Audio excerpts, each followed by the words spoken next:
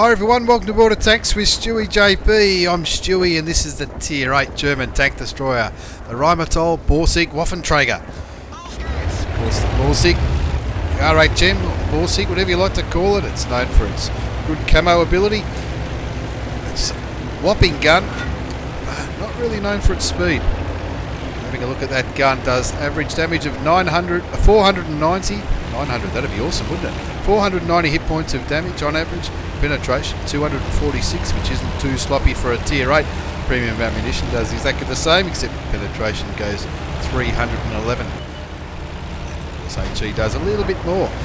Subjugation in this, he's lucky enough to be top tier, and he's getting aggressive pretty early. A lot of tank destroyers would, at the start of the game on Abbey, would sit back where this E25 is, which wouldn't be a bad tactic for the start, especially in something so lightly armoured such as the Repeatable Borsig Waffenträger, but he's going up this little sneaky entrance to the Abbey, I guess you'd call it, and needs to be wary of that T3485, even though the T3485 and that T37, even though they're both Tier 6s, they can both spot him for the enemy tanks, and with no armour whatsoever, the R8 Gem can get a bit of damage, but Subjugation gets his first shot in, taking out the Tier 6 American light tank. And now he wants to get into cover because he doesn't want anyone to shoot him, least of all that Tier 8 Russian artillery, which could quite easily do a hell of a lot of damage to the German tank destroyer.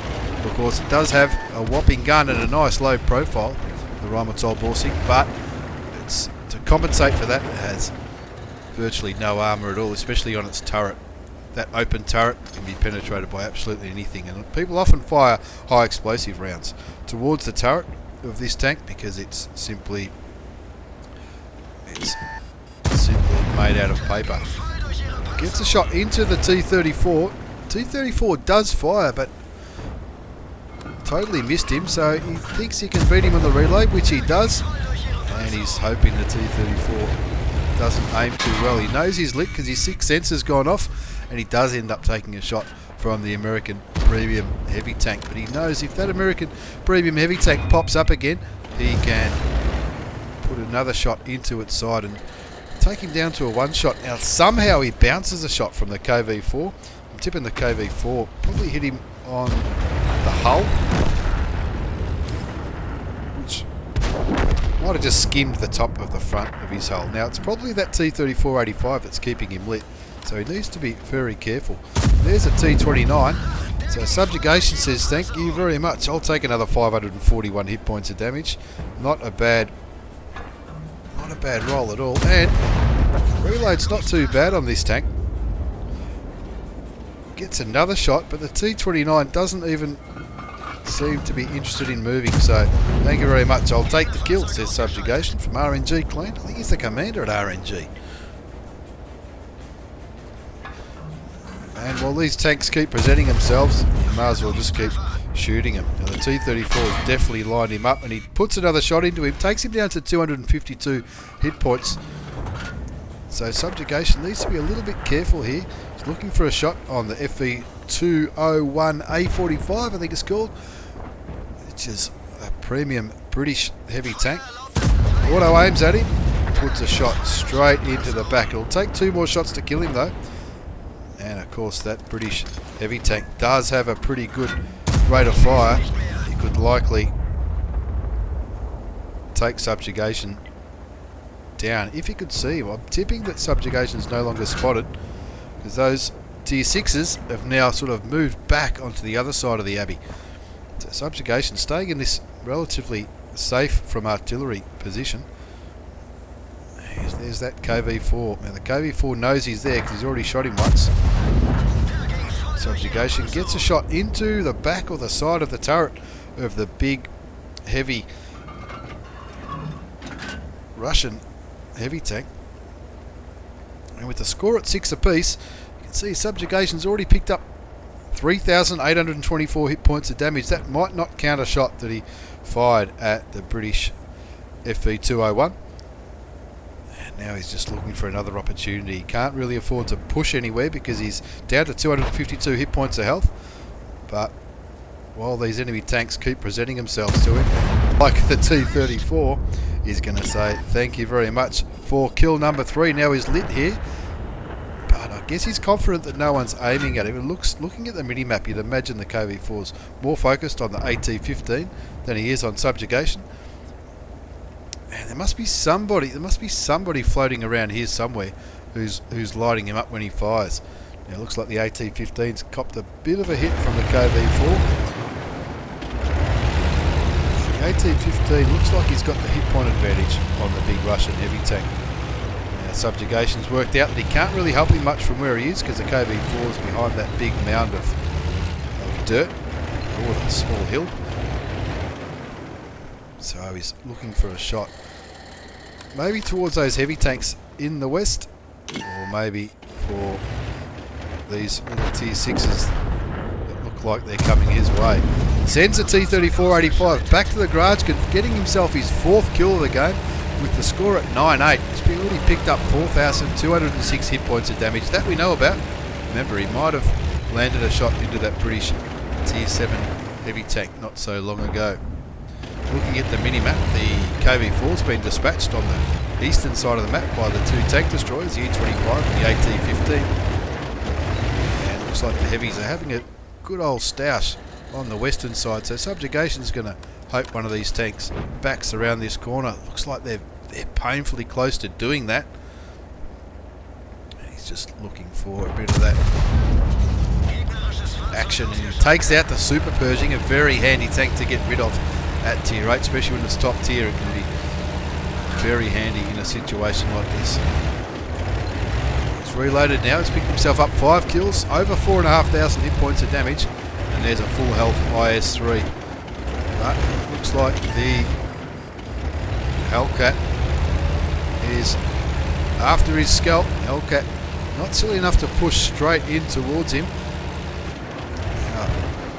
Subjugation might be able to take a shot from the Hellcat, but if he does, it's not going to be, won't have too much more to do. The E-25 pushing into the Hellcat and getting rid of him with his quick firing gun, bringing the score back 12-10.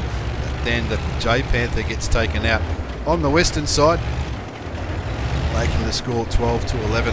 Now they're only up by 1 tank here, and the enemy have 2 heavy tanks. We know that IS-3 was on pretty much full health last time he was seen, and that KV-2, even though it's a tier 6, it's got the big derp gun which could easily take subjugation out of the game if he hits him pretty much anywhere on his tank.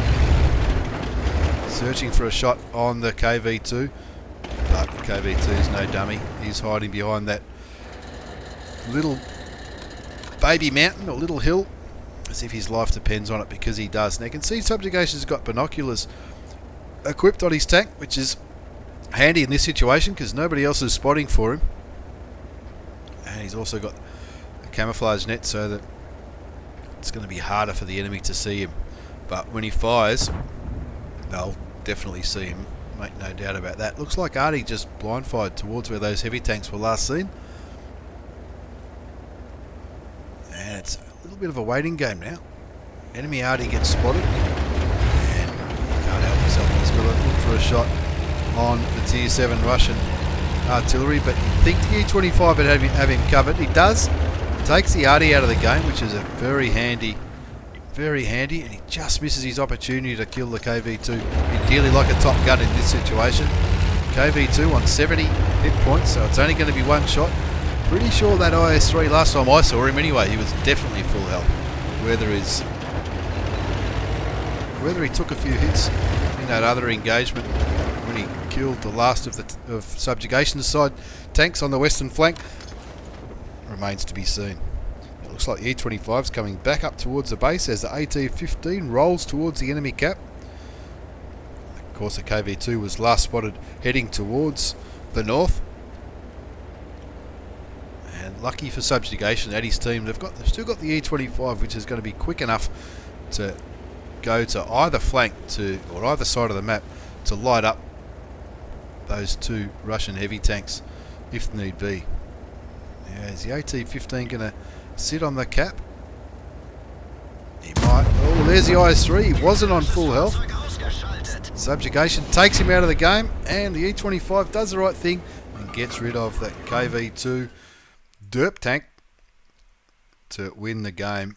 15-11 and a pretty tight match in the end, but not a bad result for a Subjugation from RNG. Picked himself up an Ace Tanker Mastery Badge, a Bruiser for doing some module or crew damage, Fire for effect, High Caliber for doing the most damage on his side, Tank Sniper being a tank destroyer. That's what tank destroyers do, especially the RHM, and of course a Top Gun for picking up 6 kills. As we look at the second page of the post-game battle results, not a bad result at all. 6 kills, 5,355 hit points of damage, gave him a base experience score of 1433, and have a look at that. 14 shots fired, every single one of them hit the target and did damage, and that's the good thing about the Repeatable Borsig Waffenträger.